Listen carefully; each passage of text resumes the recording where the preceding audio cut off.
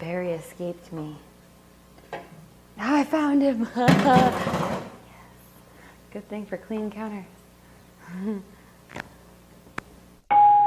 Pakiramdam mo ba ay miserable pa rin ang buhay mo kahit na ano ang iyong ginagawang pagsisikap? Marahil may mga bagay ka na ginagawa na hindi mo alam na kumukontrol sa buhay mo kung kaya't nananatili ka sa ganitong sitwasyon. Marami kasi sa atin ngayon ang inaasa ang kanilang buhay sa swerte na maaaring matamo nila sa kanilang sariling paraan o sa paraan ng iba. At marami din sa atin ay patuloy na nabubulag sa nakaraan at nalilimutan ang kasalukuyan. Ngunit kung nais mong magkaroon ng magandang buhay, huwag mong hayaan na ang buhay mo ay patakbuhin ng anumang bagay. Huwag mong hayaan na kontrolin ka ng 5 bagay na ito.